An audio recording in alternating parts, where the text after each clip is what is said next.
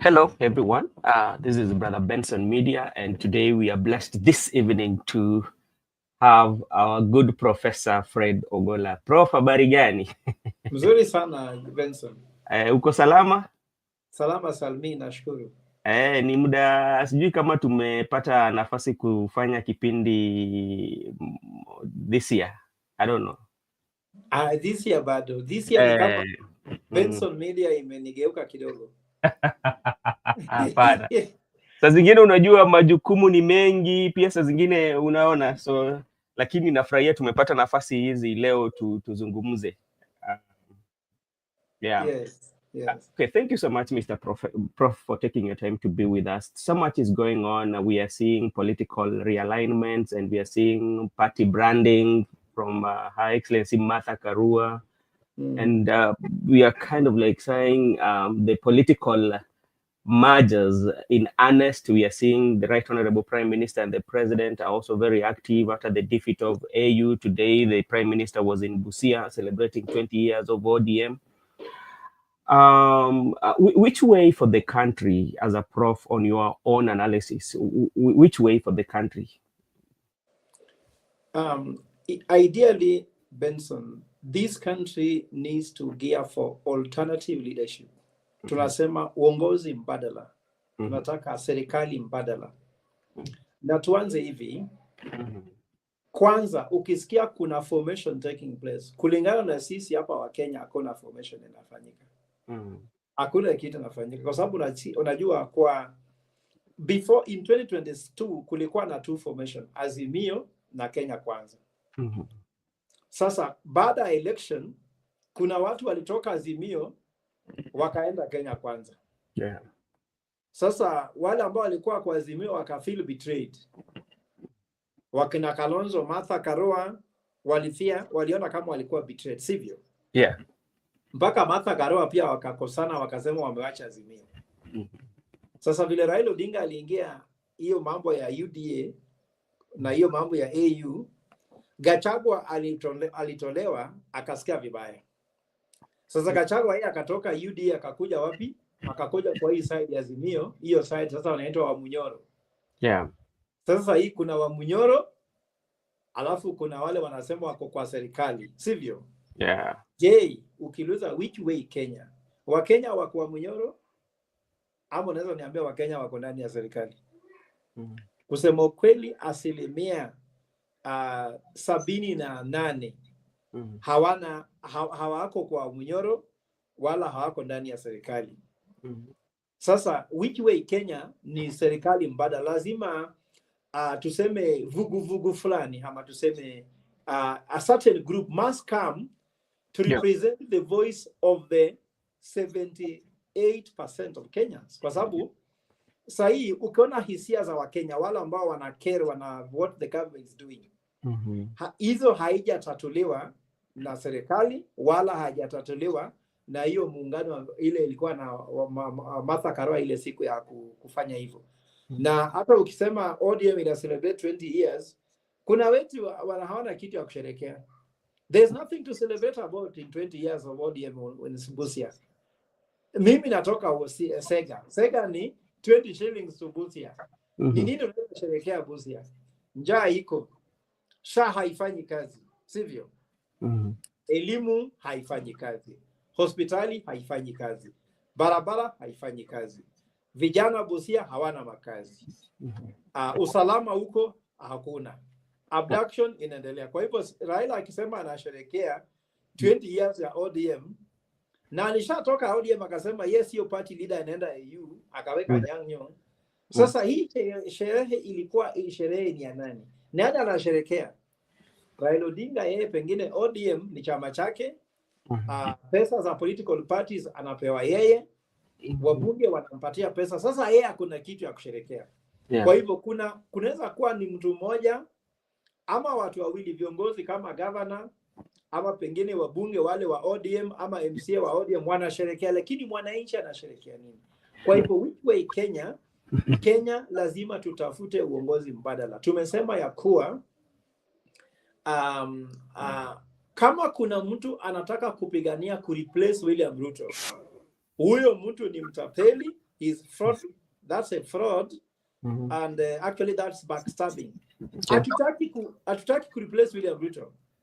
Shida zetu ni kutatua mambo ya uchumi. Kwa hivyo tunataka serikali mbadala ili Wakenya wawe na guaranteed livelihoods, wawe na guaranteed comfort, wawe na guaranteed future. Guaranteed livelihoods ni maisha, vitu za maisha ya kila siku, chakula, tuseme watu wapate makazi, wafanye kazi.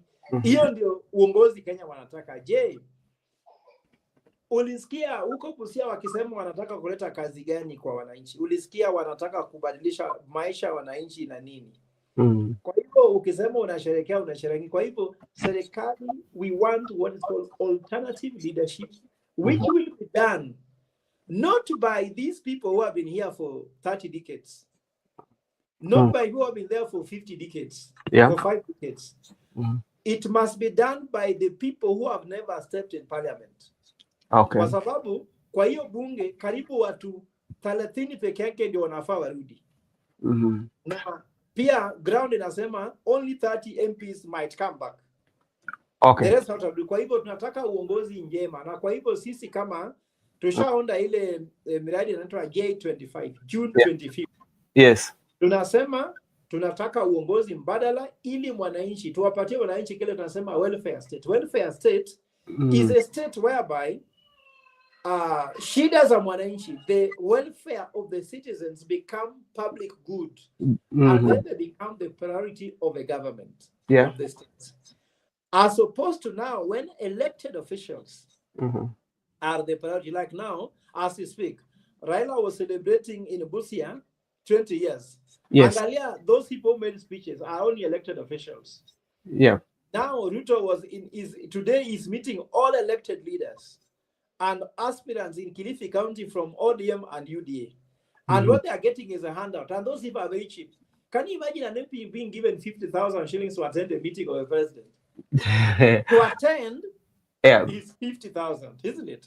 Yes. To speak and support the president is 100,000.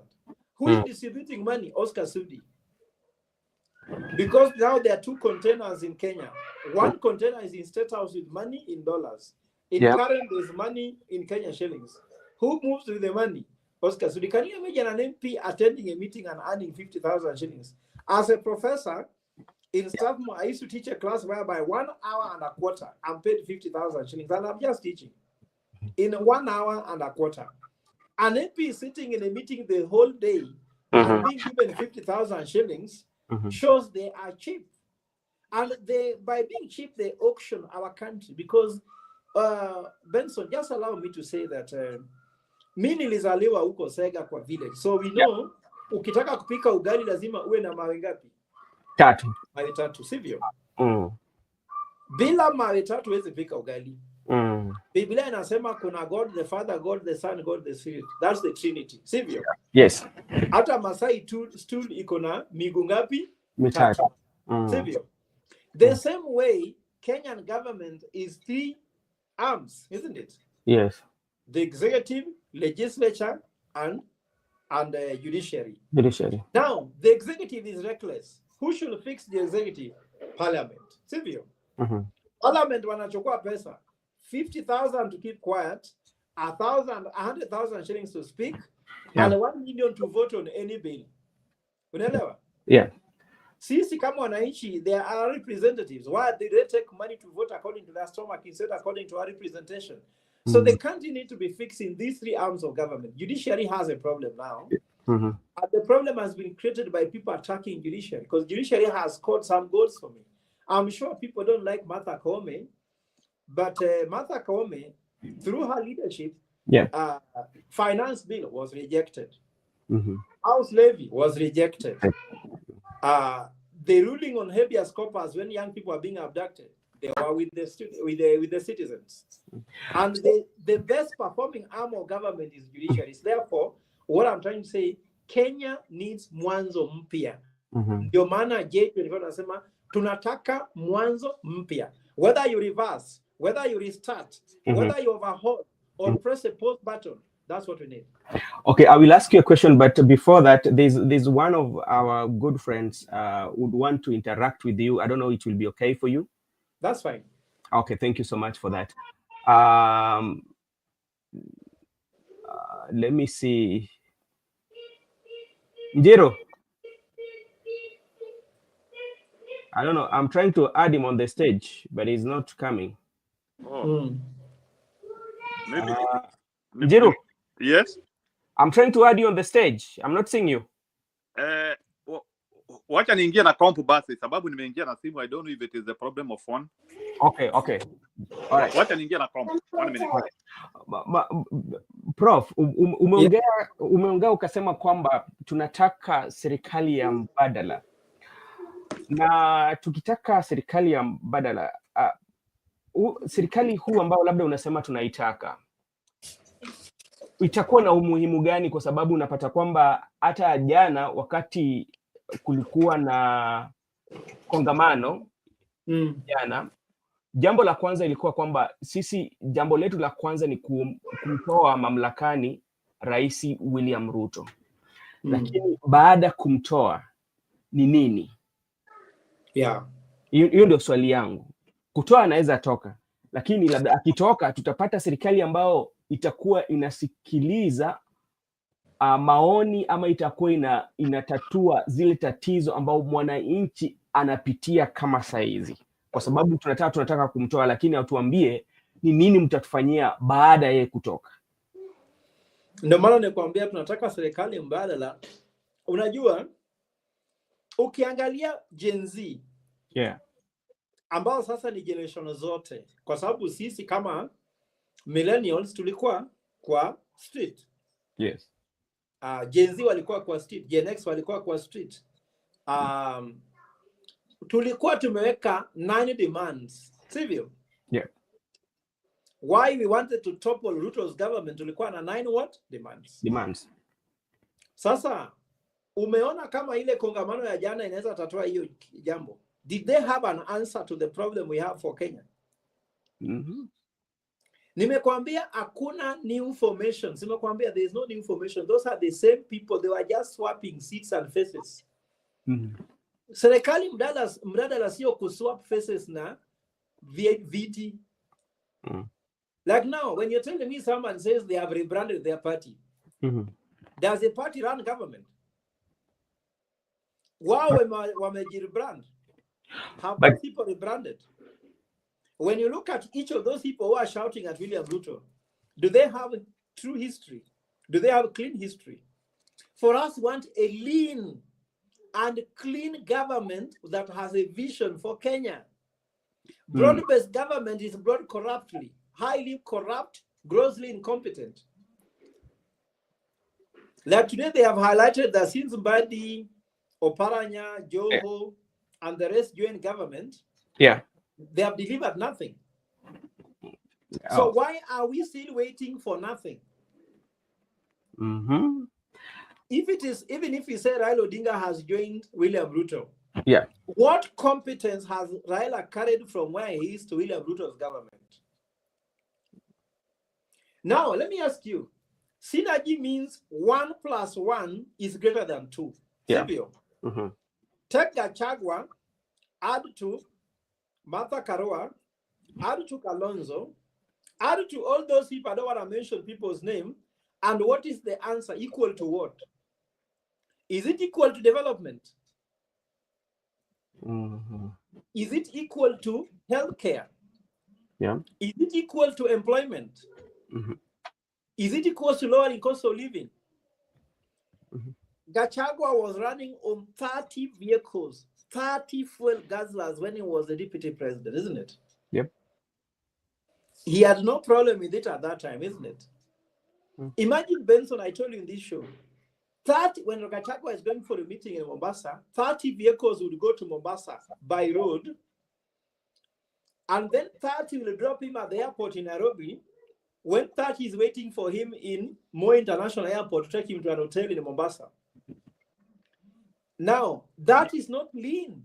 One person, you only have one, sorry to say, us, isn't it? When you have 30 vehicles, how do you sit on 30 vehicles? 30 vehicles means 30 drivers. They're all underpaid. those things are not going to change because these guys are used to it. Those people opposing the government, they still run on government vehicles. Have you seen Kalonzo Musyoka driving anywhere? He has a siren with GK. Hiyo ni uongo nimesema. Then how do you insult the government? You tell us you're not in government. Let them hand over those GK, then they can talk. Okay, thank you so much. Okay, thank you so much. Let me invite Njiru. Njiru is one of our friend. He also runs a channel. He's also hosting one of channels that are doing good. So, Njiru, maybe if you have something to interact with the professor, that you know, go ahead, Mr. Njiru. Okay, how are you, Bwana Professor? Good evening. Good evening, Njiru. Yeah, you know, I'm a silent follower of you. Maybe just know that there is a possibility you might not know many people who have had you somewhere. Yeah. I have seen you a bit being an independent thinker. That is one of the reasons why I would like to interact with you, because in Kenya we have so many people who have been consumed, including technocrats and thinkers. We have some of the people who have been consumed by opportunism thinking. Yeah. So so when I a little bit see people who have a little bit been liberated from that opportunism thinking, I'm a bit shocked, because it's not usual. Because you know, maybe I wanted to answer that question which you have seen, and then maybe I now tell you what I think. When you talk about the issues of Gachagua and all the other people like Akina Karonzo, and you compare and you see like it's like the difference is the same when we compare with like the regime which we are saying we don't want. One thing which is clear, Bwana Ogora, and I know you have here, is that Bwana Ruto ni kama amefika watu ko. Yani, that is one thing which is it's a gold standard now in Kenya, that hata mtu ambaye anaamua anataka kusaidia Ruto is like you are entering a crashing vehicle. That's why unaona any person who attempts to help Ruto, even if he is a good man, he ends up being hated. I have not seen somebody with, even Hitler had not that spirit. Hata Hitler hakuwa na spirit kama hiyo, but I'm a bit shocked that ukijishikanisha na Ruto people start like to hate you. Yani ni kitu I don't understand. Maybe somebody needs to help us to understand that spirit. I don't know if it is from a psychological point of view or from spiritual point of view, but ni kitu mimi mwenyewe nimekuwa nikianalyze. How comes somebody, a good man, associates with you and people even hate you more than that person? Ni kitu najaribu ku understand, because it's and that's like very serious people. Ndio unaona watu kama akina Martha Karua. You see, like even this Gachagua himself, who is trying to clean his clothes. Hawezi enda hata ku na Ruto sahi, because he knows hata sahi akijaribu kuongea na mtu kama Ruto, all the leverage amepata, it will go overnight. Hata hiyo umaarufu he thinks he has, it is courtesy that I mean, but this is what happens in our Kenyan politics, Bwana Professor. Our politics is and I hope maybe this way we will get away from this. Maybe we work on hatred. Like when I talk of hatred, ni tumechukia huyu, sasa sisi tunaenda hivi. Like we are not able to assemble on issues. I'm telling you, we work on hatred. Like sasa kama sahi, like for example, for instance, I can tell you like the way our politics seems now to assemble. Not everybody. I'm talking of the way the political class want us to look at the Kenyan politics sahi. Sasa, for example, kama sahi Ruto anatuwekea perception ya the Mount Kenya region has drifted from him, and he is drifting to Nyanza. That is the perception he is putting to us. Like sasa yeye is block is Kalenjin and Nyanza. The perception he is putting. Now, what does that politics means? Mimi nimekosana na Wakikuyu, nimeanzia sasa urafiki na Wajaluo. The thinking, like politics of hatred. And that is what now he is propagating. And through that, you want now Kenyans to forget that he has not delivered his 218 promises. Zile nilisikia huko. I was even shocked that he promised 218 promises. 281. 281. Sijui kama ulisikia hiyo interview ya Al Jazeera huko. Yes. Yeah, 281. In fact, the worst government defense I've ever had in human history. I think if Mr. Ruto actually minds his re-election, people like Kimani Ichung'wah, he needs to take. But kama akina Kimani Ichung'wah, those are the people we is relying on. I think we have an easy race. Based on what I saw, I think we have an easy race. So let me ask you something now, because now our opposition is forming. When I talk of opposition, I'm not talking of the government opposition, ile Ruto alinunua. I'm talking of the opposition in the street, Kenyans who want things to work. And our opposition, we know at the end of the day, we are going to point somewhere, because no one would wish these 5 years which Ruto has subjected us to. I don't think there is any right-thinking Kenyan. People have been able to understand that Ruto is totally the person who has taken Kenya through this jubilation, these problems. So the question which I wanted to ask you, because it's something which, at the end of the day, the fact that Mr. Ruto, because Mr. Ruto is having the government, he is having some head start when it comes to politics. He has resources, he has people, he can do it. There is a lot. That's what we're going to say, vehicles na nini.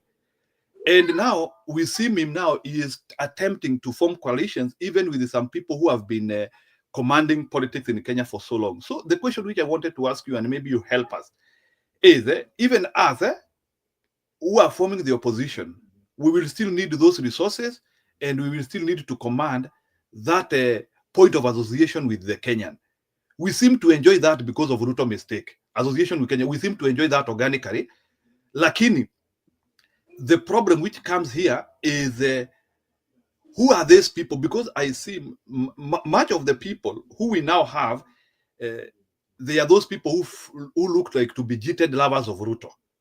Gachagua is the jittered lover of Ruto, who maybe seems also he can form a coalition.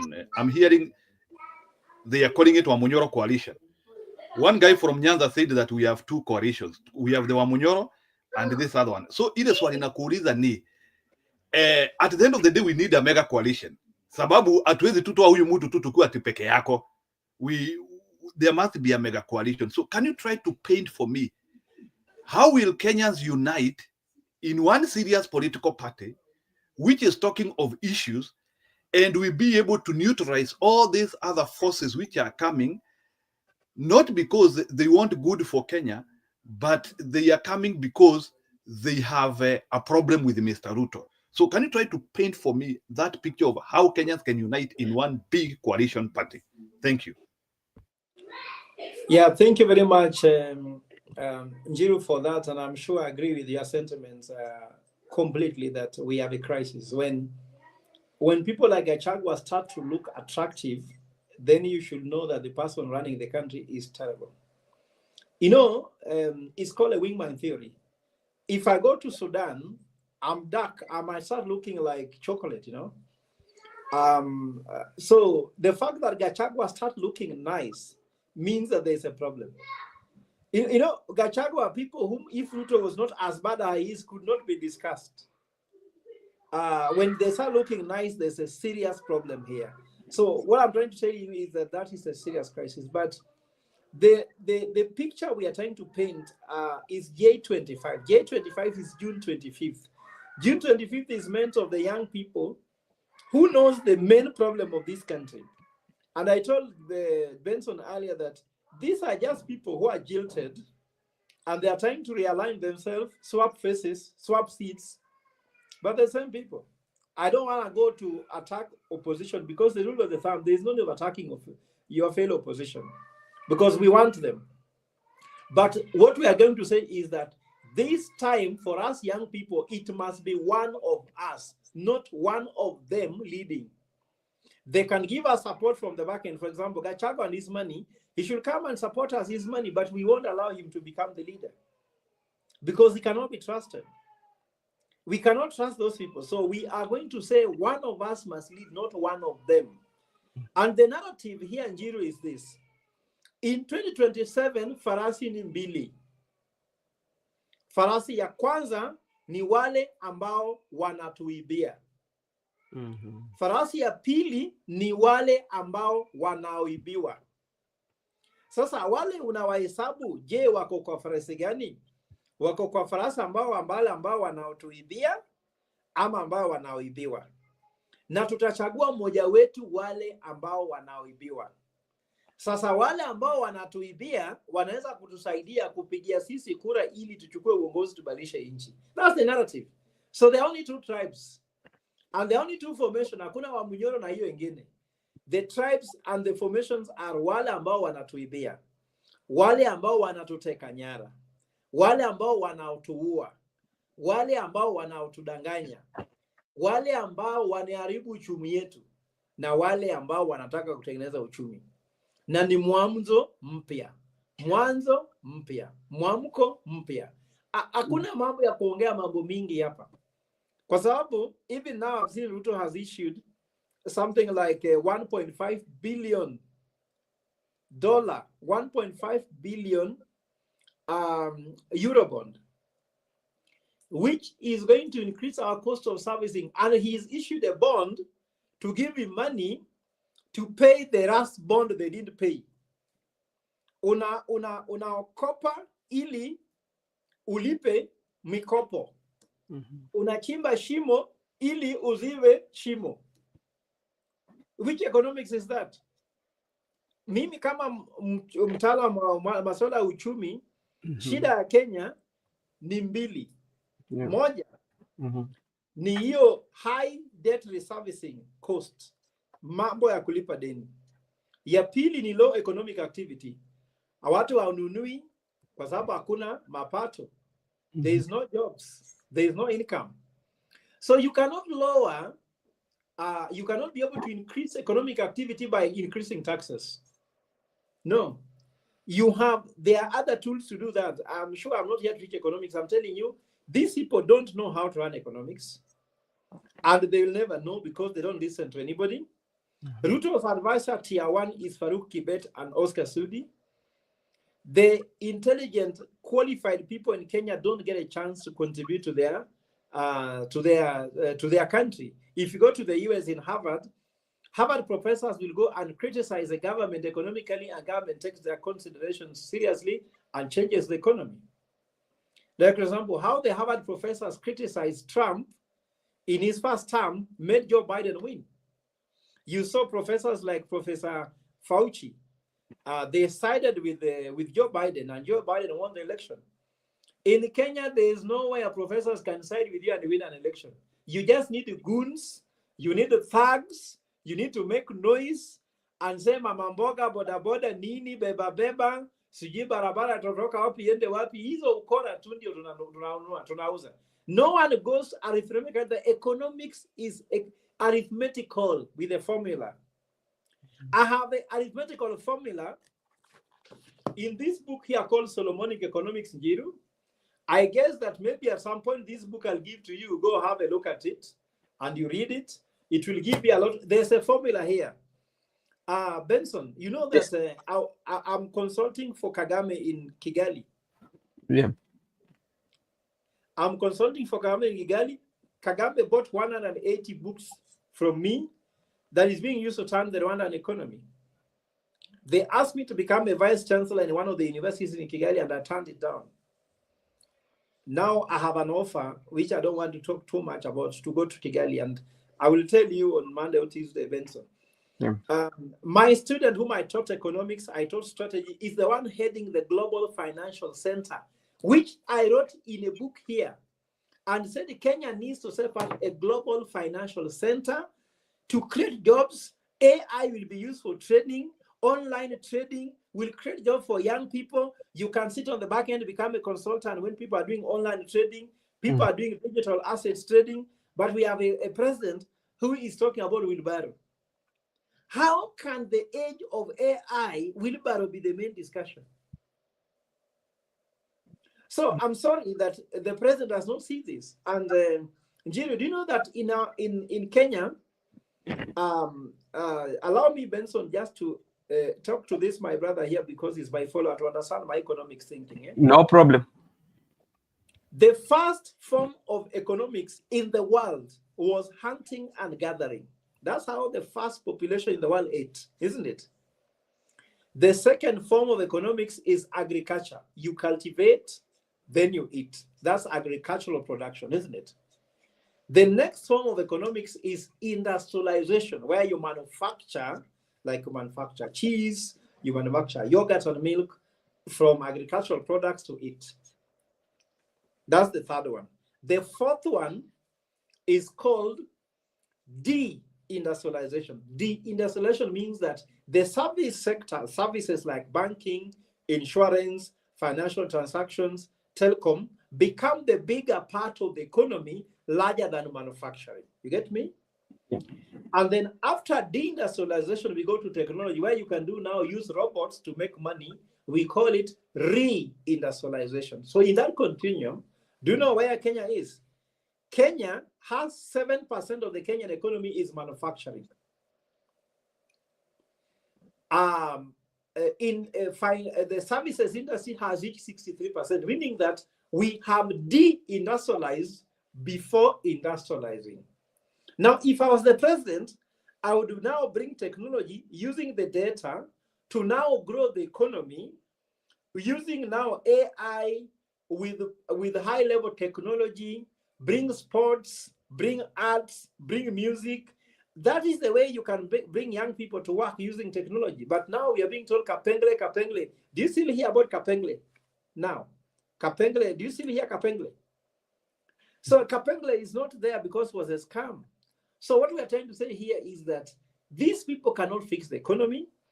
William Ruto promised too much. He can't do it. Even if you ask Raila Odinga, if you look at Raila Odinga, what is Raila Odinga's economic ideology? Do you know? And why is he called Baba? Okay, Professor, wacha nikujibu hiyo kidogo. You see, if you go like to Bwana Baba, is economic ideology ni kuleta watu pamoja, kuunganisha. You see, that is the economic model, tukue pamoja, kuunganisha. So maybe just in 1 minute, hebu niingize kakitu kidogo hapo kwa uchumi yako vile umesema, and the issue of AI. Because many of us, Mungu ametupia nafasi ya kukua in that era. Let me tell you, there was a day when Ruto cheated the world. So you kama ulisikia when he was saying that the Kenyan government is now using AI to do payments. There is a statement, there was a certain, I don't know if conference or in a meeting. It was in China. He said that Kenya is using AI to do payments. I think that was the biggest. Ruto was unable to tell the world that they are using Excel. You see, what Kenya is using is Excel. It is not AI. Unajua kuna vitu lazima ni macolumns mnatengeneza hapo, mnaandika wale watu wanalipwa na story inaisha, but it was not AI. But when we talk about AI, even the advanced world, the AI has not formed properly. It is still in the private sector. Most of the governments have not been able to reach a level whereby they can say that AI is part of them. The private sector in China and the US is extremely far when compared to the government. That's why you saw somebody like Donald Trump, when he came to power, he tried to sign that agreement of 500 billion AI negotiation with those 3 companies, which was saying that they will begin the new era of AI. Because even the US government has not adopted AI. AI is in the private sector. So, but they have been able to see how AI has been able to create wealth for those companies. So for AI to work, AI needs brain, because AI is about coding and understanding. By the way, Bwana Ogora, hizi vitu zote tunaongea hapa sio ni vitu za darasa. I don't know why, like when I hear somebody saying that we don't need education, I cry. When I hear a class 2 dropout, Mr. Sudi, saying that naweza kuwa sijasoma na niko na skills, I asked myself, which is that doctor who can do surgery kama hajaingia darasa? Who is that doctor who can say that I have skills? Who is that engineer? You know, Bwana Ogora, let's say that before you get skills, you begin with education. Before you say you are skillful. I know you are a lawyer. If you did not go to school by design, hungekuwa lawyer. Sababu, you cannot become a lawyer by osmosis or assimilation. So the starting point is education. Masomo tunadharau. Even these people who quit education, akina Steve Jobs, and all this, because that is the story which they always tell us, that some of these oligarchs who have become very rich in the world of technology, they did not finish school. Yes, they did not finish school, but they found meaning of school in their life, and they quit school at a point whereby they saw that I now have enough information to do something. What do I mean? Bwana Ogora, umesema vizuri sana that our government is a government of goons. A professor cannot push a needle on anything. No wonder poverty cannot abandon us, because we have ignored what civilizes the world. Education. Yes, let me tell you something, Wenjiro. As an economist, I'm more. Let me. I don't want to take this credit, which is not. I'm not a lawyer, but I'm a governance expert, so I understand law more than a normal lawyer. That's why I win cases in court. But sorry to say the truth, because many people take credit where they are. We have 5 undergraduate degree. Law is not one of them. Let me tell you something. I like your passion for education, and you have said something very fundamental. Let me give you an argument that when you tell someone, they'll never beat you down. There's a correlation between time spent in school and GDP growth.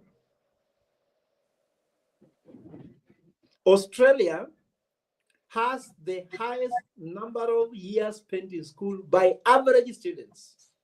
In Australia, is around 17 years average. Students, average citizens in Australia has been in school for 17 years.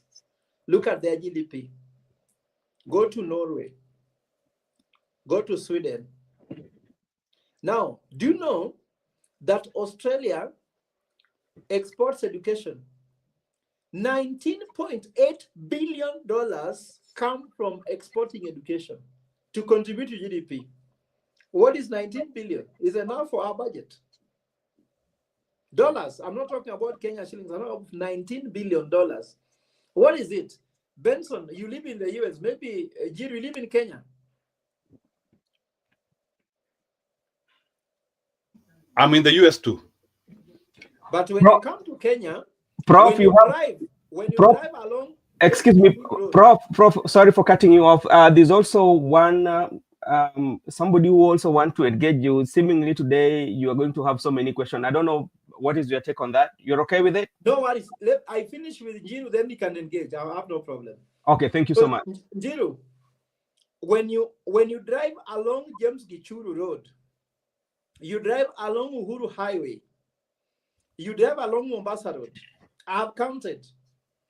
There are over 32 posters telling you come and study in Australia. When you go to Uganda, Tanzania, you don't see a single poster saying come and study in Kenya. Do you know Kenyans go to study in Australia and pay in currency, in hard currency? You buy the Australian dollar and pay them to go study there. They get foreign currency from there. We export education. When your parents visit in Australia, they go visit tourism. They contribute to tourism there. For us here, we are mismanaging the education. And let me tell you now, before I end, then I can allow you. Education in Kenya received the highest budget allocation, yet people in Kenya are not allowed to use their head to make a decision. Why are we wasting a lot of money on education when we don't want educated people? Once they question you anything, you tell them, "When professor, umeingia siasa, you are an activist." But I'm educated, I should keep quiet. In Luo, we say, pinchando jomariek. Yani, if you are intelligent, the world will disturb your mind. But a fool cannot be disturbed because everything is normal. Like Sudi, everything is normal for him. And Sudi is completely uneducated person. Remember when he called Sifuna a Form 4 dropout? In English, there is nothing like Form 4 dropout because a dropout means you didn't finish. You can say Form 2 dropout, Form 3. You can't say Form 4 dropout because that's not English now. He has proven he has no PhD. He has nothing to do. So we can actually make money by exporting education to Somalia, to Tanzania, to DRC, to Juba, to Uganda, our neighbor. But it is us going to study abroad because we cannot bring money to our country using what?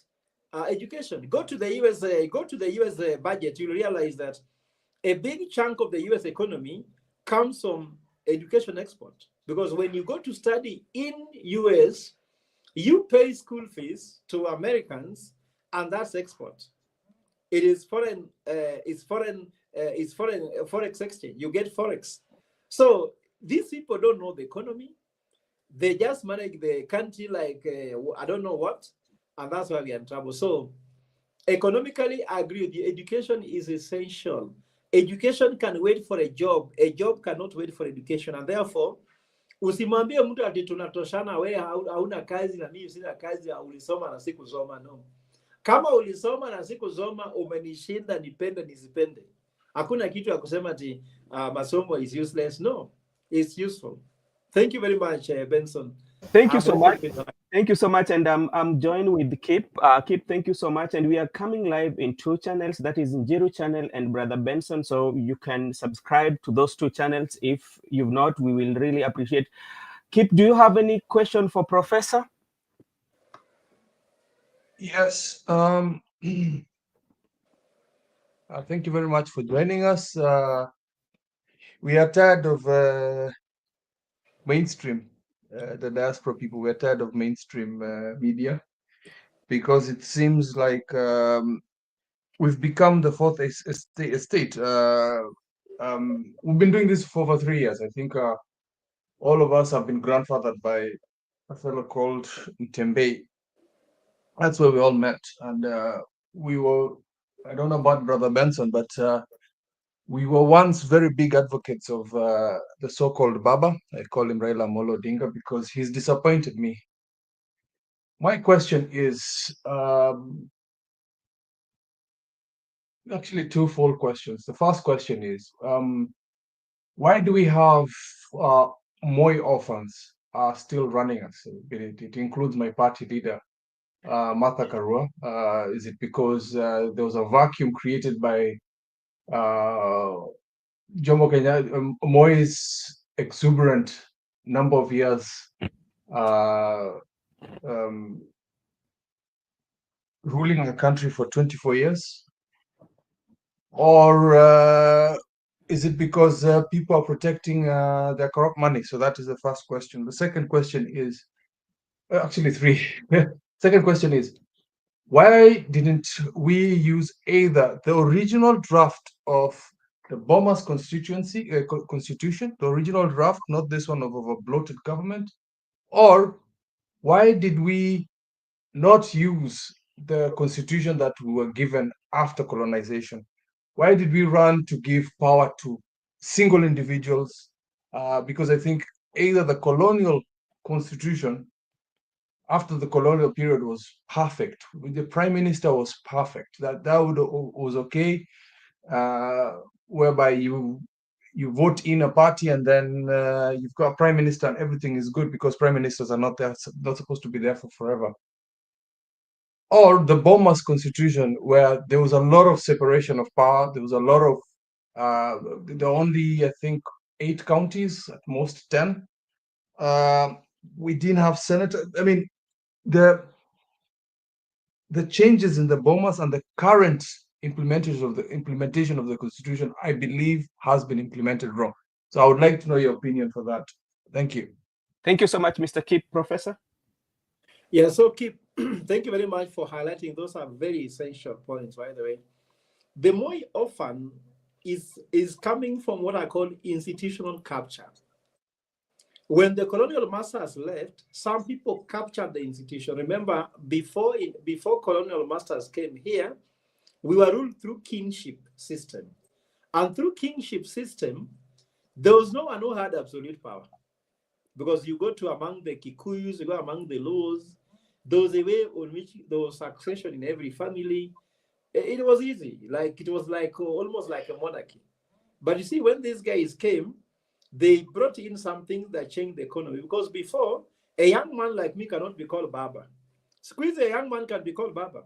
You can be called Babu. When you have money, you can buy titles. Like now, I'm an elder among the Luo community. I'm an elder of the Kaya community. I've been installed.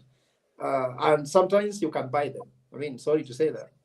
Maybe character like me, I didn't pay money because they just look at some talents in me and they call me and install me. I'm married from Coast, so they gave me a Kaya elder because of how I've been able to treat my wife and family, whatever. But now you can be called Baba by your elders. Ati Baba, unatakaji, because you have money. So they disrupted it. But the institutional capture means that there were institutions becoming one institution of the police and the military. So whoever captured them could use them the way they want. Secondly, the financial institution. So William Ruto controls the military and the police and the central bank. That's what the power he has. So if he decides to open central bank for you the way he's opening for Raila, you get power. If he closes for you the way he has closed for Martha Karua and Kalonzo, you don't have power. If you close central bank for Wananchi, like now in the budget, can you imagine keep that the Kenyan budget security is now 336 billion shillings allocated to security, while agriculture has been allocated 36 billion. So we are in a war time where more money needs to go to security, less to food. Nikama, you remove money from people's stomach and you put them in the gun. You remove money from food, you put in the gun. So who has those powers? In a country like US, there is a markup for everything. You must you do what you call quotas. You cannot just wake up and finance a country the way you want, and you have institution to check you. For example, if you go to the Senate, they might refuse. If you go to the House, they might refuse. So in Kenya, you do what you want, then you go buy the MP with money from central bank. And when young people demonstrate, you bring police and military on them. So institutional capture is the main reason. So people like Mudavadi, how did they come to power? Their father was a chief. Kenyatta extended that power to the chiefs because Kenyatta captured power by taking control of all the chiefs. That's why you saw Ruto saying that he's giving more power to the provincial administration. And by giving the more power to the provincial administration, who must adore him, he's taking power from the people and owning it. That's why the constitution was so this. So by capturing power, Moi empowered the people he wanted and suppressed the people he wanted. Anybody who was looking like could bring changes, they either died or they disappeared. And that's what Ruto is now doing. If you're intelligent, you oppose him, you disappear or you die. Or at least you lose your job. Like I was a professor in Strathmore for 12 years. I was academic director. Then the guy decided to say, I must be fired because I was in an institution of influence and I'm opposing him. And I got fired. I was told to recant my statement to go back, and I said I cannot. Me, I have said you are wrong and you're wrong, and I can go home and eat, let's say, just mboga and ugali, but I'm not here to be well fed and I lose my intellectual freedom. So very few people have intellectual freedom to be able to stand firm and to be where they are. I could be in ODM now. I've been called by so many people. I can even say now, I met Tuju. He told me, become a PS. Raila will be given 16 PSs in the next government. There will be changes in the government. There will be a cabinet secretary being given. I even know one of my friends is taking a position. I met him and he told me, Professor, why don't you just accept you become a PS under my name? I told him, no. I cannot serve in that government because I know what it is all about. So people were bought with money and power. So what they start by telling you, first of all, they warn you. If you don't refuse, then they seduce you with some goodies. If you don't take, then they threaten you. And if you don't take now, they kill you. So that's what they did. That's what Moi did. Look at the people whom, if they would be in Kenya, Kenya would be different. Arvin Skodek, Jem Kariuki. You will name them. I don't want to waste my time. You know them. You know Robert Ouko. You know there are many names people who went down. So some intellectuals like Anyang Nyong was given money and power. He took it, and his intellectual ability has not really featured in Kenya because of money. He's a governor where you steal money and you're okay, and you let Kenyans suffer. So these are the things which have actually happened. Now, to the second question about the Constitution of Kenya, let me tell you, the Constitution should constrain. Constitution was never meant to constrain the powers of the citizens. It was meant to constrain the powers of the politician and government because they can overuse it. That's why the Constitution protects your rights of speech, expression, freedom of movement, freedom of association, rights to demonstrate, rights to picket. So all this is given to you because the state is dangerous, not because the state is good. But unfortunately, Parliament has been emasculated, and the person who wants power is the president. So he buys the Parliament to pass what he wants. Like now, sorry, we were discussing here with Njiru about the debt. John Mbadi was the consultant for Uhuru Kenyatta when they removed the requirement that Parliament should oversight borrowing. Because before any debt taken in Kenya had to pass through Parliament before it is actually taken as a debt. Before Uhuru Kenyatta passed that law, Kenya's budget was 2.7 trillion shillings. Now it is 11.8 trillion shillings in a span of just about 7-8 years. Our debt has grown from 2.7 trillion to 11.8 trillion. It's grown by 9 trillion in a span of those years. Yet Kenya has been there since independence, and we have only reached 2.7 trillion. So what we are trying to say here is that I said, Benson, before, the three legs of the stone. If Parliament has been bought, we see people in Parliament with stomachs ready. Now, the problem with Parliament need to be fixed in a very absolute manner. First of all, MPs come and they are told to take 2 house mortgages normally. Now, when you take 2 house mortgages and your salary is likely 2.1 million or 2 million shillings, then let's say 1.6 million thereabout, if that's your salary, and you take 2 mortgages, and your mortgage is 5 years, so it must be serviced within 5 years, and you're taking 2 mortgages. So your money goes into servicing mortgages. And also MPs, you're the village ATM, you have to spend your money. So then they have no float. That's why the president can call MPs and give them 50,000 shillings to attend a meeting. I was telling Benson before. They can be given 100,000 shillings to talk and praise the president. They can win 1 million shillings to vote against anything the government does not want and to vote for anything the government wants. So even all these things we talk about arms of government. No, there's no arms of government. There's just one person, the president. He's the arm of all governments. There's nothing like legislature. They'll do more or less what they want. So as you said it, we know what we want. It was in Bomas. Remember when the Bomas draft was named to be Bomas draft, then when they changed it, it was called Wako draft. Then it became to be called Kilifi draft because some people went to Kilifi and sat down and wrote to Kenyans what Kenyans wanted. So the original Bomas draft was thrown away. It was the people's draft. And that's what I'm telling people. When young people like us become president, by stroke of a pen, we reverse. Everything needs reverse gear until we go back to the factory settings. After factory setting, then we take the right direction because Kenyans took the wrong turn. When you take a wrong turn, you need a reverse. You need a restart. We need a pause button. And that's what we need to do. You need to overhaul this country. I don't want to tell you some drastic measures. If I become president, I can do. I don't want to say because if I tell you, I might be seen to be dangerous animal. But I can tell you, simply said in a few words, we need to return Kenya back to Kenyans. Constitutionally, resource-wise, value-wise, among any other things. But because if we don't return back Kenya to Kenyans and empower Kenyans, we are heading nowhere. That's why there's a lot of dissatisfaction between the president and people. And I wanted to add to Njiro's point earlier on that should we become the representation of the true feelings of the citizens in terms of dissatisfaction, in terms of unhappiness, that guy will be the opposition. The person who speaks to the heart and the minds of Kenyans and know exactly what they are feeling. And that's why, Njiri, you tell me, I'm independent because I'm speaking to Kenyans what Kenyans are going through. I don't care what your opinion is. And I want to tell Njiru and young people, let us stop discussing about these people. No one pays us to go discuss about William Ruto, go discuss about Martha Karua. We should discuss about our country, like Kipi saying, what's our constitutional framework? What's our economic ideology? What values do we need to see? Which kind of leaders do we need to lead?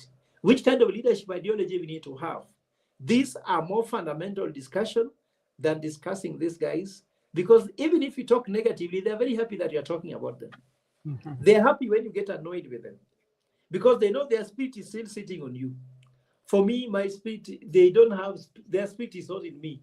Me, I'm discussing about Mwanzo Mpya, J25. We're discussing about alternative leadership, serikali mbadala, na uchumi mbadala, afya mbadala, maisha mbadala, elimu mbadala, Kenya mbadala, mwananchi mbadala, na kila kitu mbadala. Na ndio hivyo tunaendelea na hii mambo ya kudiscuss hawa wakora haitatusaidia. Okay, asante sana. Najua labda Njiru pia atakuwa na swali. Unajua wakati ulikuwa umeanza kuongea, wakati tulikuwa tunaanza kipindi ulizungumzia sana mambo ya mbadala. Lakini nikauliza swali kwamba mambo ya mbadala inaweza kuwa tu kwa mambo ambao unasema, labda kama sasa hizi tunazungumza unasema mambo ya mbadala. Kuna mkakati ambapo wewe mwenyewe kama Mkenya ambao anaona kwamba tunafaa tukuwe na mambo mbadala, umeshaweka ama unaongea na Wakenya ambao labda wanafikiria venye wewe unafikiria, na ukiongea nao jibu? Asante sana. Mambo uongozi mbadala was launched in Kilifi on 31st of December. I met with the Kaya Council elders and local leaders. Mambo mbadala ni hivi. Hekima mashinani. Sijui kipu unatoka wapi, pengine unatoka Elgeyo Marakwet ama Nandi sijui. Wanandi walikuwa na... Did you guess that? Sorry? You guessed that so quickly. Correct. That's my county. Elgeyo Marakwet. Yeah. Elgeyo Marakwet kabisa hapo nyumbani. Ukienda Elgeyo Marakwet, watu wako na hekima mashinani, vile waliishi Elgeyo Marakwet. Walikuwa nakula kabla serikali ikakuja. So serikali mbadala inaonyesha hata mambo ya kugawa mashamba haikuwa. It was community land. Yeah. Sasa mtu anakuja ati anapeana title deeds. Ati hiyo ni kazi ya president mzima. So tunataka hekima mashinani. Tunatumia hekima mashinani, rasilimali mashinani, alafu tupate matunda mashinani. That's why Solomonic economics talks about regional economic blocks, whereby even, in fact, Benson, when I drafted a manifesto for Raila Odinga for all the 11 regions. I'll send you a clip when I said, coast is a tourism sector. They need university that thinks about tourism. They need a bank that knows how to work with the tourists, like hotels and the rest. When you come to Rift Valley, is the bread basket of Kenya. You have to talk to these farmers so that you can find a bank that can lend to them. You don't have to find a commercial bank lending by monthly drawdown. How can a farmer pay monthly drawdown? That kila mwezi unalipa premium. No, it cannot. There must be a bank. Go to China, there's Agricultural Bank of China, ABC. Go look at the funding model, how they fund agriculture in China. Mm-hmm. But for us here, these guys go to China to go drink coffee in China Square and Chinese tea, then they come back and then they forget why they went to China. As an economist, I went to China. I talked to communities. They have a very good system to lend money to farmers in China. And the repayment rate is 99.9%. And there is no default. Because they check you from primary school, nursery school. Did you attend school? Did you do your assignments? What did your nursery school teacher take? Primary school, secondary school, university? Do you beat your wife? Your neighbors will check whether you drink and drive. So the data they have about you is so complete that they can predictively lend to you and you get. So mbadala inamaanisha hekima mashinani, rasilimali mashinani, matunda mashinani. You cannot come from Nairobi and take to what Elgeyo Marakwet Hustler Fund. What is Hustler Fund? Are people from Elgeyo Marakwet hustlers? You come from Homa Bay. Are you from Migori, Serapogi? Are they hustlers? So these things are things which are foreign. And I can also tell you, I'm sorry you guys live in the US. As an economist, we should not be able to base our currency on the American dollar. Because what is a currency? A currency is whereby people should be buying things using gold or silver, and because those things are bulky, we give the value of the gold to the paper money, so that paper can now be used to do what gold can do. The gold we have a reserve, because every currency should be backed by gold. That's what we know. How much gold does America have? DRC has more gold than South Africa has more gold than the US. Why is their currency not bigger than the US dollar? Stronger. We have what we call Federal Reserve. Because we all buy oil using the dollar. That is why. If we all used gold or other currencies, I don't think the US would survive. Yeah, that's the reason. That's why I send you a poster, Benson. The Gen Z and some people are telling me I should run for the position of UN Secretary General. Because I understand the global financial architecture was founded in 1945 when there is no single African country that existed. So the Western people set up the economic architecture. The global financial economic architecture was set in 1945. Which African country was independent? Then they colonized us to ensure that it was well embedded in all African countries. That global financial economic architecture was biased. It is being used by World Trade Organization, or WTO. Even how they do pharmaceutical manufacturing. Africa did not contribute anything to those things. So Africans are just watching. Even you talk about the issue of World Bank, how they were founded, Bretton Woods institutions. There was no single African in the room. So Hekima Mashinani means we have to become African. We have to sort of become Kenyan and respect every region so that every region can generate their goodies. How comes that if you go to a county like Bomet, has the highest life expectancy in Kenya? If you live in Bomet, you are more likely to live longer than living anywhere. And I'm sorry, Benson, you are from Homa Bay. I'm from Migori County. You are lucky, but Homa Bay has the worst life expectancy in Kenya. If you live in Homa Bay, you are more likely to die earlier than anybody living in Bomet. In Bomet, you can live until you are 116, or even there's somebody who can live until 126. Life expectancy in Bomet is more than 88 years.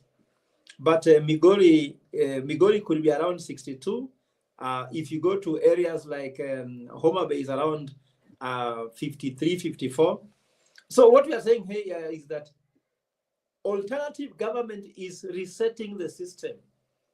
It's about changing how the economy works, how people live. And I can tell you, we promise a welfare state. A welfare state is a state whereby, I told you earlier, where the citizen interest comes first. And Kenya is a social democracy by the constitution. The implementation is capitalism. It completely needs a reset. A social democracy is a welfare state. Benson, I'm sure you ever toured Europe. And even me, you in Jiru. When I was in Barcelona, when I was doing my PhD there, a 2.1 kg of chicken, the one they buy in the supermarket, could be 1.8 euros per piece. So if you convert that to euro, to Kenya shillings, that could be around 220 Kenya shillings, isn't it? Here, that one is 1,200. Those people have subsidized the agricultural input that goes to that chicken to make it that affordable to the people. For us here, we are paying 5 times what someone is eating in Spain. Take it to fish as well. We are spending a lot of money in education. Do you know, I've done research. There is 12 million 665 households in Kenya. Every household has an average of 3.4 children. You get me? Yeah. And they spend 66,800 thereabout per child, which means every household in Kenya spends around 233,000 shillings per year on education. So if you multiply 233,000 times 12,663,000, that is 2.84 trillion shillings being used in education in Kenya by families, households, not government, households. Should you offer free primary and secondary education, you'll find that you have thrown a stimulus in the economy of 2.84 trillion shillings that can actually make people start buying electronics. They can start buying sofa sets. They can start buying luxury goods. And that's how the economy grows. But here, the government taxes like an elephant and services is like a mouse. And then if you go to the supermarket, you're on your own. You go to the first station, you're on your own. You go to hospital, you're on your own. So we are looking for a reset on how we manage our economies. And that's what I'm trying to say. That's what I call Serikali Mbadala. And this discussion, Benson, like now we have 152 candidates in our J25 movement who want to run for MCA, MP, Senator. They want to run for women rep. And we have not gotten governors, but also we have 3 people who want to run for president. I'm one of them. We are going to launch big time and ensure that we are not ruled by them. We will rule we will rule. We are not going to throw them away. They'll advise us, but as we lead, not them leading us. So Akina Kalonzo Musyoka, you can tell them, tell Martha Karua, tell Eugene Wamalwa, that the experience they have, we need that experience to run the country. But we need the knowledge that we have for today to run this country. We cannot run this knowledge using experience of 1964. And that's why sometimes Raila Odinga surprises me.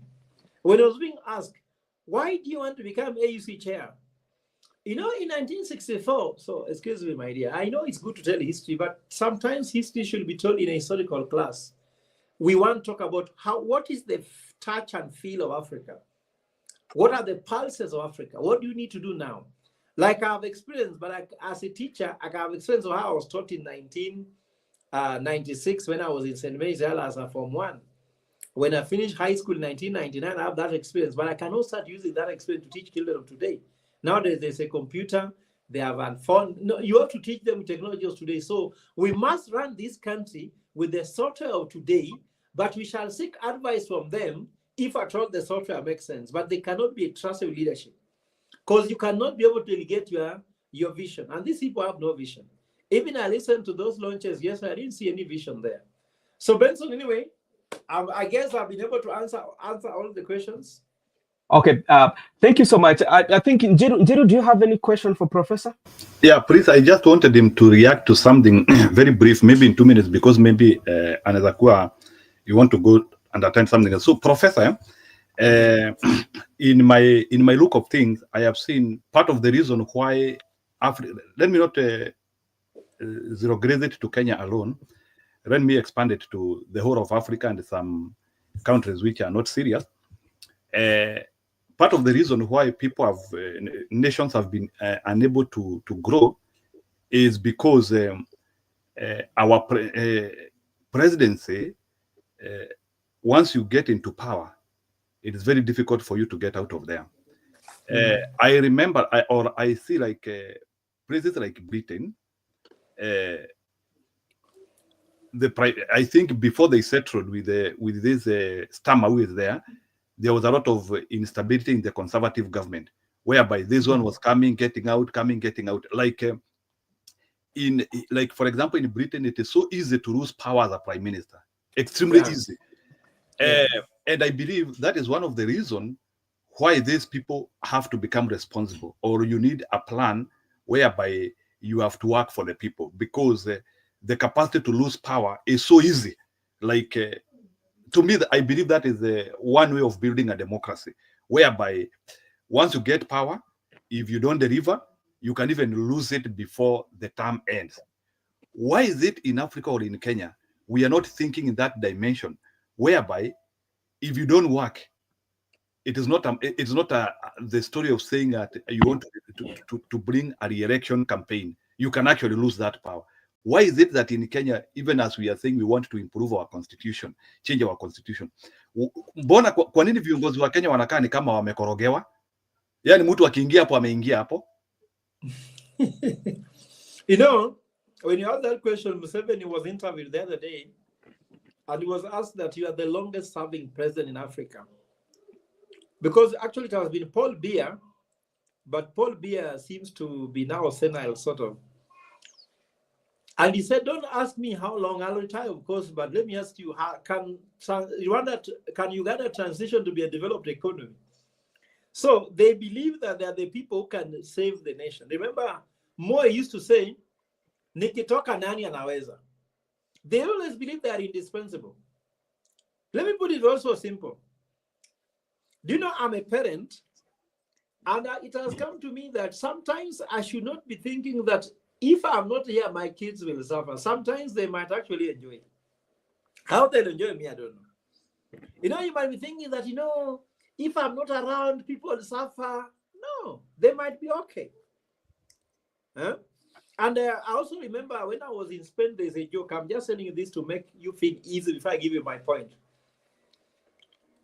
Franco was the president of Spain, and he was a dictator.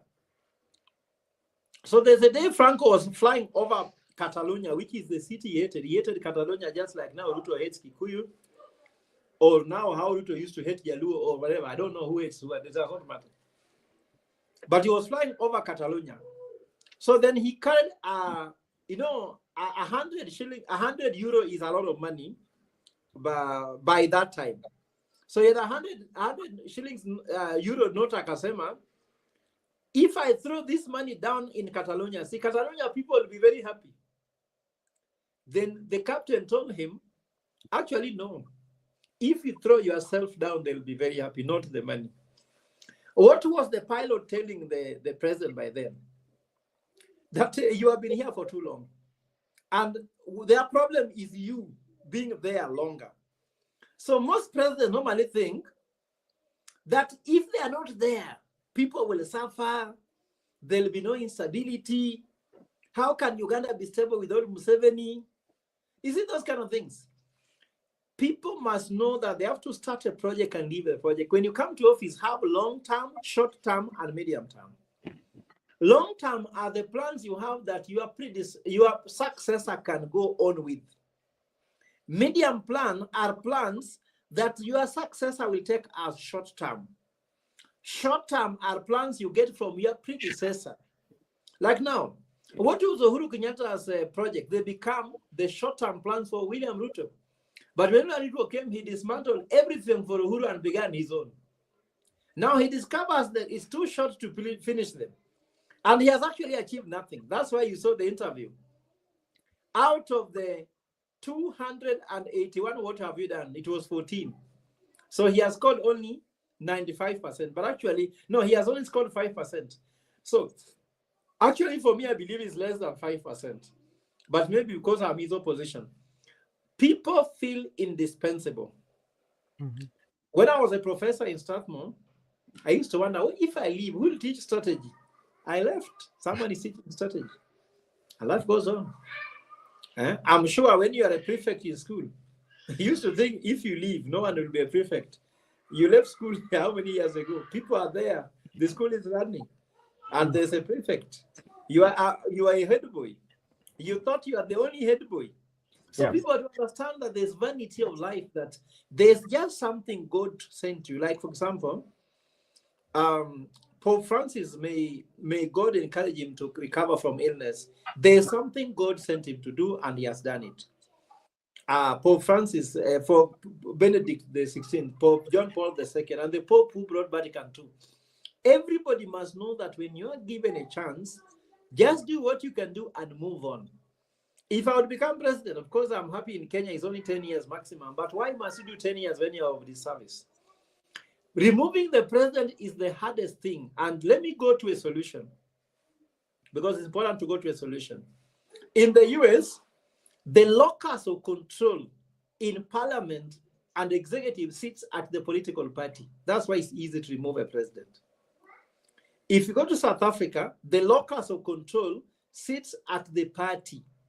That's why when Zuma went out of the way, ANC recalled Zuma in an election and installed Ramaphosa, and Ramaphosa became president. So the same thing to Labour Party. If at all you are a president not performing, the Labour Party leaders can come together and say, no, we need another leader. Then another leader emerges. So in Kenya, William Ruto cannot be recalled by UDA. Had UDA had powers to recall who is their leader, and if their leader by extension become the president, recalling William Ruto will be as something taking a cup of tea like UK and you go. You know, we saw when we were brought down, there was this guy called Tony Blair. Then Gordon Brown came in. Then we had David Cameron. Then we had Theresa May. They changed like pants, no? But in Kenya, changing a president looks like the world is going to fall over. Prof, you're talking about political parties, but if you know, all these our political parties are individually owned, so they cannot do that recall, you know very well. Yeah. Because like the owners are the people who are calling the shots.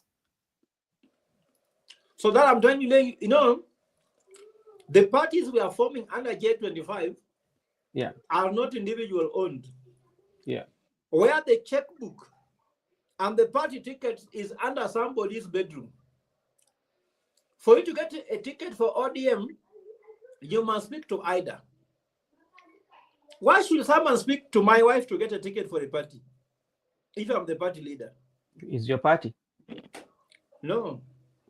The political party, by definition, should belong to the people. That's why you cannot change a party leader without a national delegates conference. But in Kenya, there is no political party. I'll send you an article in that direction. Actually, we discussed this, Benson, on your show. Yeah. Where we said that in Kenya, they are just called sororities and fraternities. Where, so you had Nyong'o was put as a party leader to take over from Raila. Which delegates conference took place for that to happen? Raila appointed him when he landed in Kisumu Airport. Now, when Raila did not get the AUC, he landed back and took it back without any meeting. Now, even there's no announcement. He just took it back like somebody who left his glass on top of the table, then picked it and started drinking with it. Now he's celebrating the 20 years in Busia as the party leader. Do you know, Benson, if you read article, actually it's article 91 of the Constitution. Yep. Within that article, there is no political party that succeeds to be one. Do you know, I want to give you a strategy if you want to do this. 1 week to the election, if you can get a court order from that article that can suspend all political parties from being political party after they have nominated their candidates, there might be no election in Kenya. Because there's none.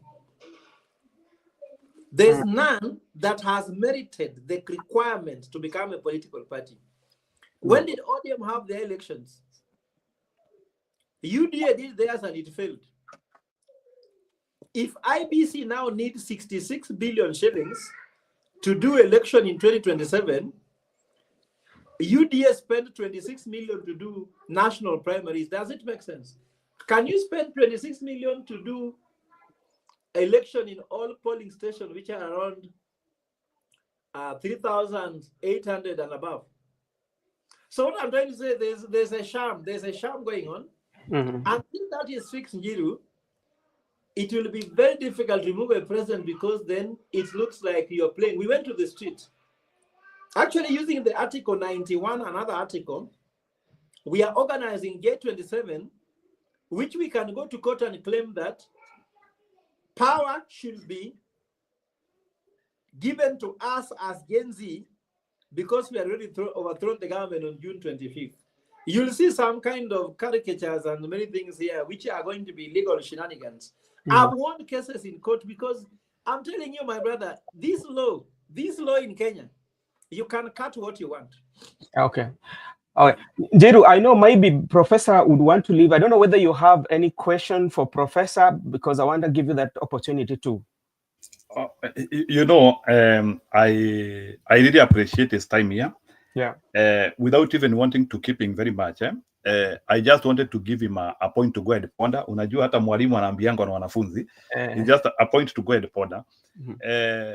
Bwana Ogora, in my thinking, I have dissected the problem which we have in Kenya, and this is a problem.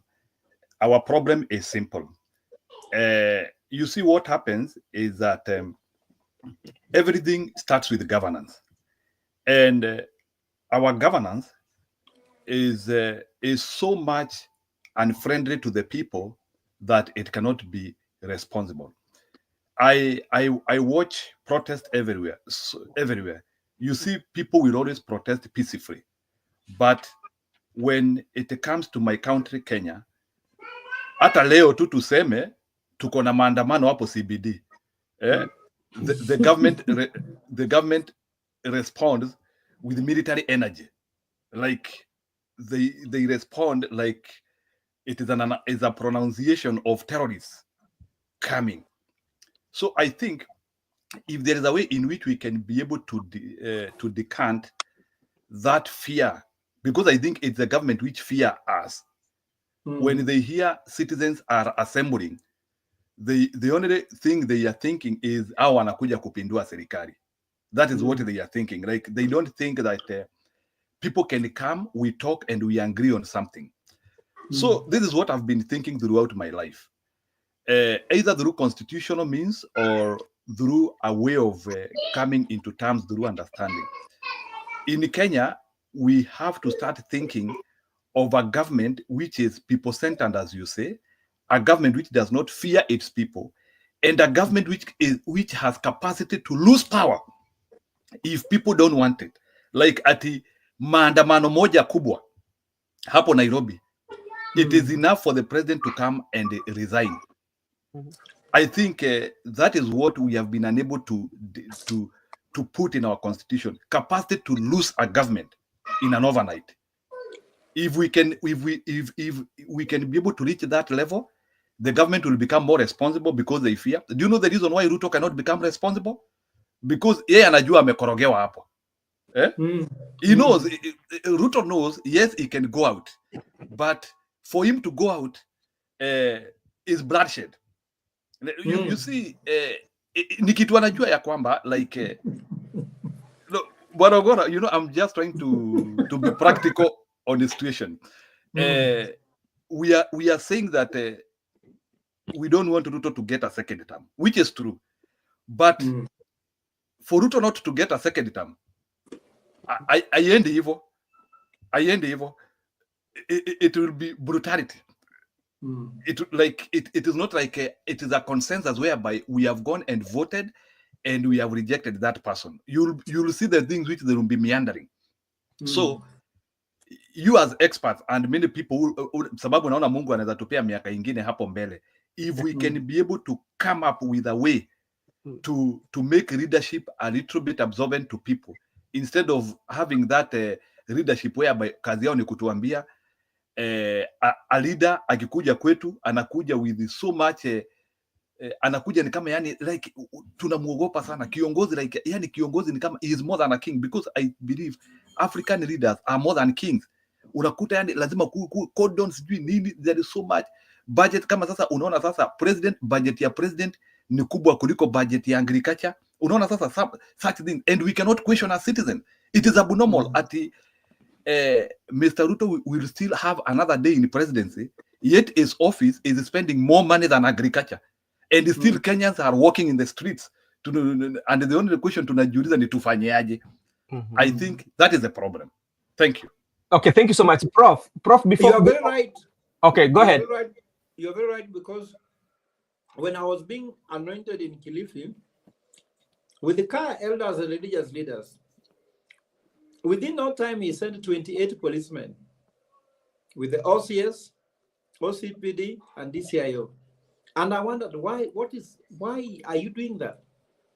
Fear. But the solution we brought in the Constitution amendment, which didn't go through because IBC was locked for long, and that was called Mwananchi Bill, where we said hakuna mamlaka bila madaraka. Hakuna madaraka bila mamlaka. You're being told you're free, but you don't have powers to make any decision. I'm just looking at the thing here, yes. I don't know that you can see this. Debe kabla debe. Yeah. Hakuna mamlaka, hakuna madaraka bila mamlaka. So someone tells you that you got independence, but you do not have powers to make decisions. This has been thwarted again. I was arrested on the very day we were to launch. We didn't even launch it. Before we launched, I was arrested, plus my team were in the cell for 2 days. So what I'm trying to say, you're very right and spot on. We wanted to give people power to go and vote and remove a president because Parliament has failed to do their duty. And let me tell you what, Jill, it was possible if Parliament was not bought. But when someone has captured the institution with money and police, like I said, and the military, there's nothing you can do. Go on, Benson. Okay, Prof, labda nikuulize tu swali kwa sababu nia yako kubwa ni kukomboa nchi na we ni miongoni ya wale ambao watakuwa wanagombea urais kulingana na maneno yako. Ikifika mahali ambapo nyinyi ambao mnataka kugombea msikilizane, mseme kwamba kuna mtu mmoja ama kuna jamaa mmoja miongoni wenyu mwenye anataka kuwa rais, utakubali kuungana na yeye ama mtaenda sawa tu mseme kwamba mimi naenda, mimi pia nakimbia, kwa sababu watu wanataka uongozi bora? Utakuwa na hiyo nafasi kwako kwanza kusema kwamba basi wacha mimi nisigombee urais, wacha nikupatie support yangu? Asante sana. In J25, we shall produce a presidential candidate. Currently, we have 3. The numbers might go to 8. And because the number must go to 8, we are going to do primaries, no boardroom negotiation. Yeah. We want the citizens to give us the candidate. And this is how we shall do it. We divide the country into 11 regions. We go and camp in one region for 1 week. One day, one county. Second day, the other county. For example, let's go to Coast Province. We have Kilifi, Kwale, Mombasa, Taita Taveta, Tana River, Lamu. Yes, those are the counties, and Taita Taveta. So those 6 counties, we camp there campaigning as a team of 8 people. Then we allow those counties to vote for us. So if we win those counties, let's say somebody wins 2, somebody wins 3, we go to Western region. We go to Mount Kenya. The first person to get 24 counties becomes the candidate. Now, if other people believe they were only there because they wanted to come, let them leave now, but we have the people. Because that's the process. Because boardroom negotiations normally sometimes become very dicey. So we have a process to that. In fact, by the time 8 people are competing in Coast Province, just that week, that movement will be very popular. Okay. All right, Mr. Professor, maybe if Lee Njiru has something to add, or somebody on the comment section, you are at liberty to leave, because I know tomorrow you will be very busy somewhere, and for that, I would like to take this opportunity to thank you so much for taking your time to be with me here. You've always been here with me, and may God bless you.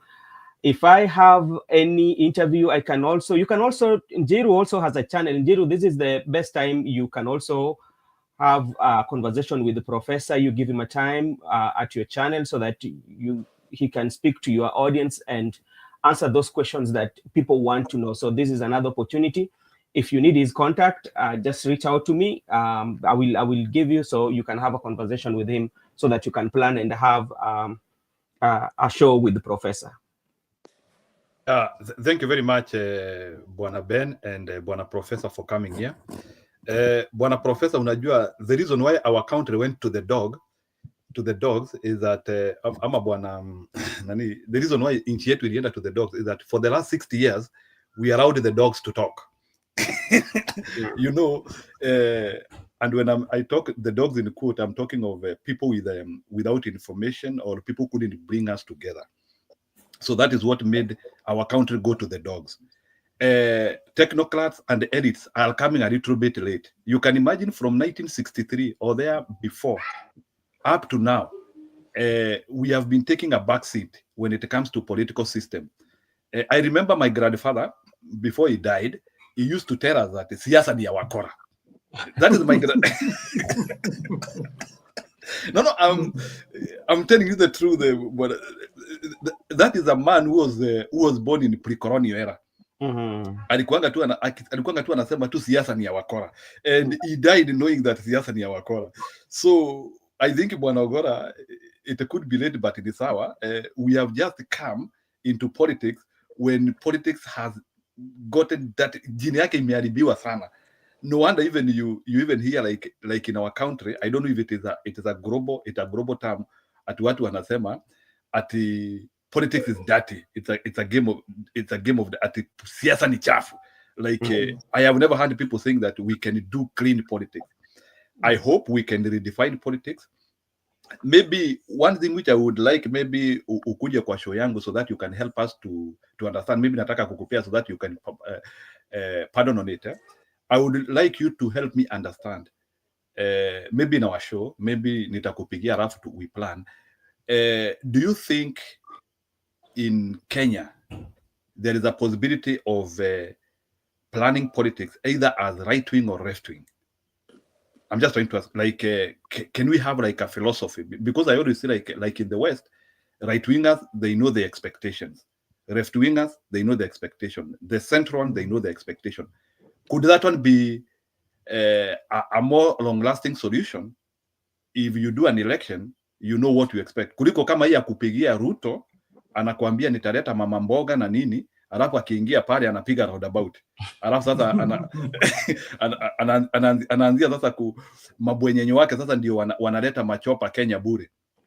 It's something I want us to think, because Kenyan politics is a politics of deceit. Mtu anakuambia nikiingia pale nitafanya hivi.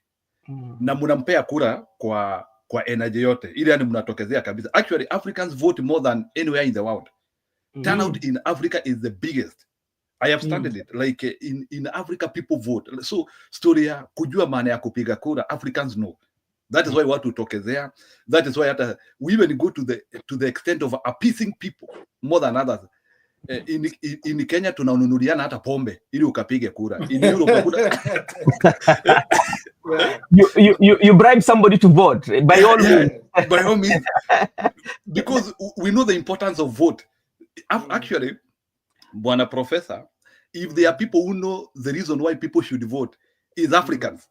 That is why we carry them. Ndio tunawabeba na magari. Hiyo siku tunakuwa, we are very serious, and I want you Bwana Professor, look at the election season in Africa. It is 15 times serious than American one. Americans are not serious with voting.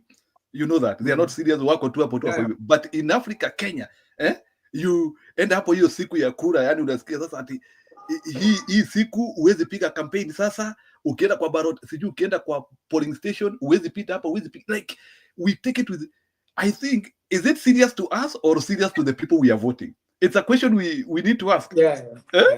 So what a professor, go and think about that, because until we understand why are we taking this thing so important, and at the same time it is not helping us. Yani kila Mkenya anasema kama saa hii we are talking about 2027. Is it going to rescue us? Like sasa tunasema sasa 2027, is that the cure? Ama tu tunataka tu it is like ni kama ile sasa tunataka kubadilisha Panadol na mara moja. Unajua pia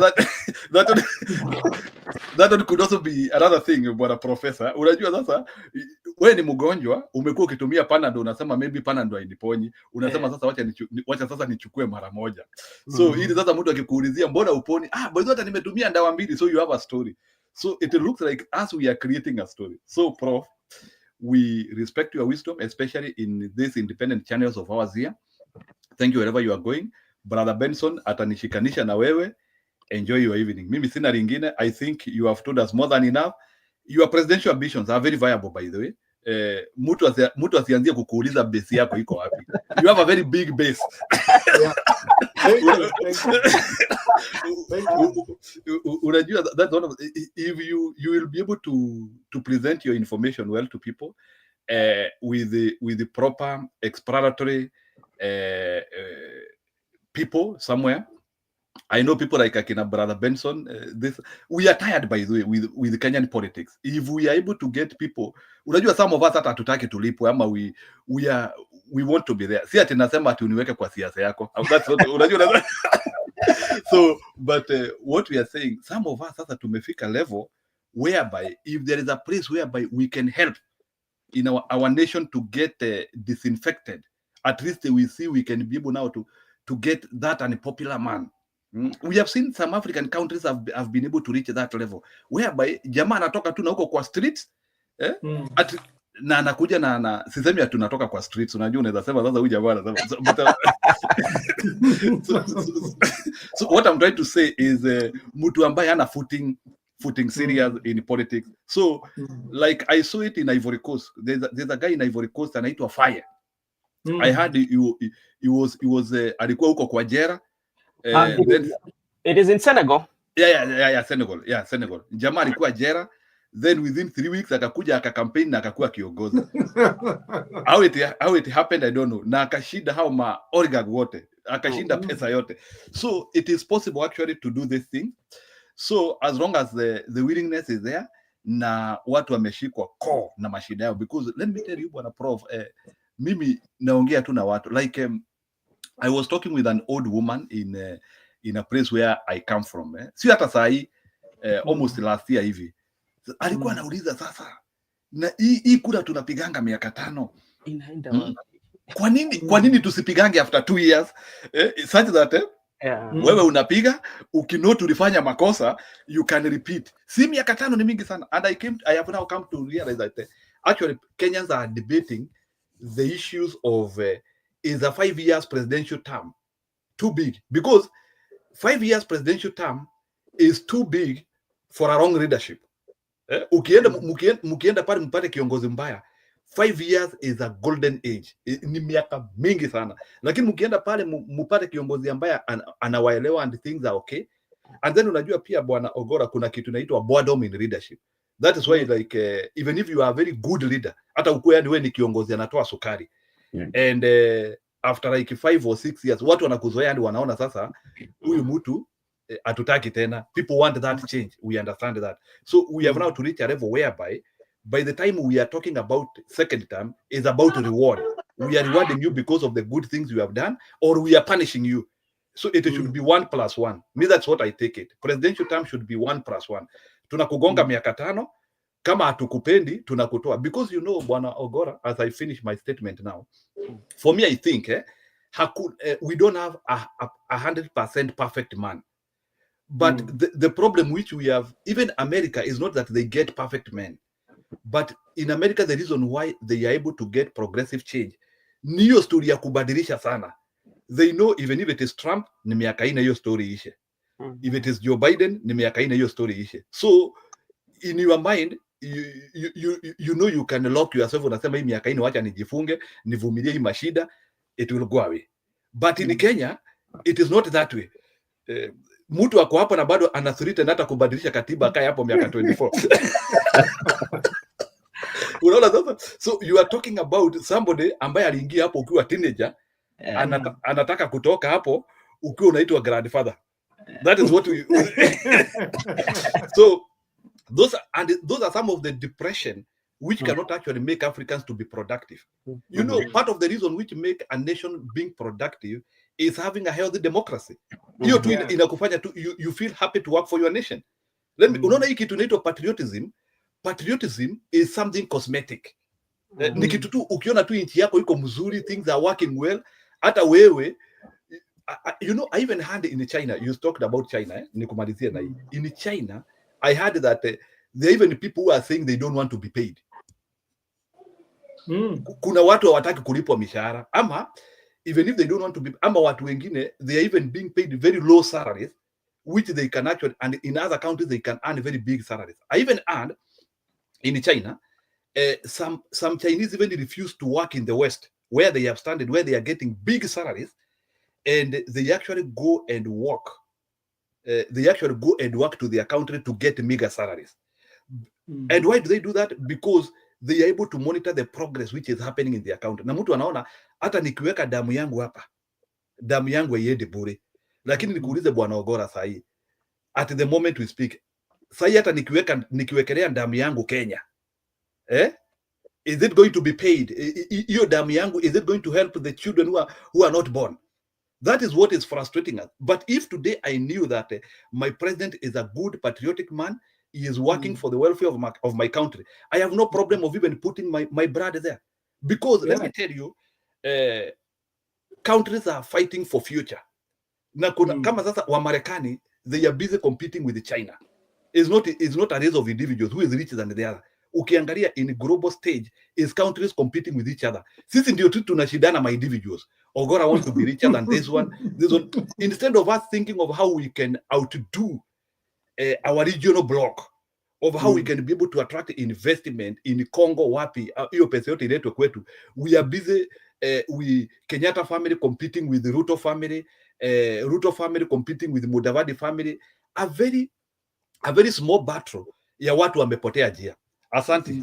Tutaongea zaidi. Yeah, just I think we want to finish, but there's something you said which is very sensitive. You need to highlight that the professional who fear politics. There's a quote from Lee Kuan Yew,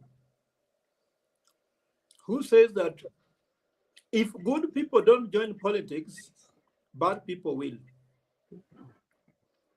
So tell professionals that this is the time to back their fellow professional. Actually, my candidature is being branded with the issue I'm a professional, I'm a professor. So it might slightly be different candidature anyway if I succeed to get the ticket from the J25. And of course, what you say is very clear that when you go to the social media for Japan, South Korea, and China, you see young people inviting other people to visit their country. For us in Kenya, we say this is a disaster. Hata ukisema ati jambo gani, hakuna matata, sisi tuko na matata mingi. So we need to sort out this matata, then actually we can be able to capture the region. Thank you very much for hosting me. I'm looking forward, Linjiru, to discuss Maja in your show. Benson, if you don't mind, send me your email address. Yeah. Okay, I'm having something called diaspora strategy. Okay. I sent it one of my friends in UK. He has circulated to somebody who is advisors to MPs in UK. Yeah. To find how they can be able to support my presidential ambition through diaspora.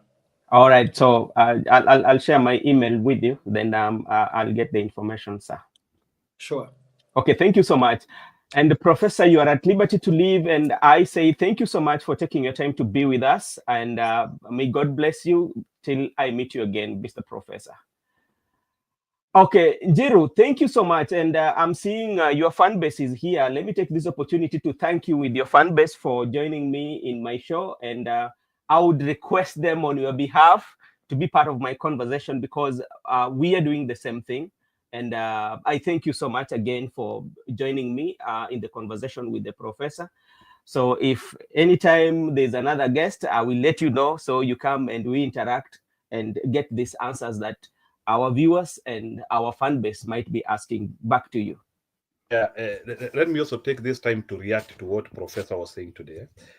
It's a very, very rich conversation. I don't think you can get it from a politician. At least we were able to get unreturned serious information from Professor, and I hope he will be able to move with the same energy and synergy in his political path. Siasa isiende ikambadilisha, because again kuna kuanga na shida ya siasa hiyo. Siasa ni kama inakuanga na a demon spike. Let me not say ni kama inakuanga na a demon spike. A very serious man becomes useless. So I'm not saying, but there are those people still who do not change, so we understand that. I hope that he will be able to move in that path of wanting to transform Kenya, because really Kenya need messiahs. We cannot move in this trajectory, because unajua, let me tell you, Bwana Benson, unajua ile kitu iko, as Kenya is wasting time, other countries are not wasting time. So you know, manchi zingine utakuta they have made giant strides. Let me tell you something. China, which is becoming a global model of analysis, in 1979, in 1979, China was behind Nigeria, like Nigeria, Africa hapa. Today, China is investing in the whole world combined, yes, within a span of 50 years. Things which you cannot fathom. So what do I mean? What I mean is that nations change, and na hizi vitu zinabadilishwa na viongozi. So Africa, with the proper leadership, we just need to invent leadership. Hiyo ndio ile kitu tumeshindwa na kuinvent. Sisi we are very busy inventing corruption. We are very busy inventing things which do not work. But if we invent leadership, we can actually change Kenya. Thank you, sir. Thank you so much. And before just to leave, there's something that you've said that nilikuwa nimeshika, ni kwamba unapata kwamba the higher percentage of how African votes, and even like how we go, and I think is being driven by the leaders that we elect, you know, and the people that we are voting for, because they compete in how they're going to muzzle wealth. The interest of the country, I think, is usually secondary to them. Their first thing is how will I get the money? And if I get this money, and the only way to get this money is to be in such like position. So they invest on how they can go, or they can get elected. So that is their first investment. How can I get elected and make sure that I buy my way out? So after buying my way out, I'm going to embezzle wealth. Naenda kupata mali. Huko ndio Canaan is there, you know. So I think that's why, like, then people are motivated by that, you know. Yeah, mtu akupatia hata 200 pale kwa wakati unataka kupiga kura, unapata unabadilisha mawazo. Hata kama ulikuwa unataka kwenda kupigia mtu ambaye alikuwa na maono mzuri kwa inchi ama kwa eneo fulani, lakini kwa sababu ule mwingine hana view ama hana nini, tunaweza sema kwa ama vision, lakini yako na pesa, you end up voting for him just because he has given you money. So I think that could be one of the reasons too. And Mato analia hapa, anasema msimujibu swali yangu nitawanyo wa munyoro. Mato, swali gani sasa? Did you see any question for Mato? Ama nilipitia? Wewe. No, brother Benson, wachana na Mato. Mato anajaribu he is trying to make himself important. You need to know. Okay. Anajaribu kujifanya panelist. Nishamuelewa. Okay, Mr. Njiru, once again, thank you so much. And I also want to take this opportunity to thank your fan base. Many of them are here, and I really appreciate their time to have me join me for almost 2 hours. Na by the way, wakusubscribe. My dear friends, wako hapa, I think sijui PGR, akina Eve Mwangi, tafadhali subscribe my brother Benson. Yani let's do ile kitu tunaita nini, free subscription. Wa brother Benson, muende kwangu mupige hiyo subscription, na wale wako kwangu mufanye free pip pande ingine. Okay. So do you have anything to say before we close down, because I know you are having another show coming? Yeah, mimi ni kuappreciate wase. I'm really happy for that rich dialogue. I think now kama akina Ogolo wanaweza fika hapa, wewe bwana Benson bwana usikai jidharau bwana. Kama akina bwana Ogolo wanaweza fika hapa bwana, wewe hata umekuwa mkereketwa sasa. I can try to organize. I know is I don't know whether if you can join. If I manage to get him, we can come with you and engage him. Yeah, no problem. Somebody who is a strong supporter of the UDA. I can get him. Yeah, no problem. Sisi we are extremely independent. Sisi hatunanga shida. Okay. Now let me organize. If I get him, I will let you know, so we co-host together and make those questions, so we can ask those questions. Okay, Nisawa. Thank you very much. You are welcome, my brother, and I appreciate you and together with your team for 1 hour being with me on the show. Thank you so much. Thank you. God bless you together with your team. Appreciate it. Thank you. Yeah.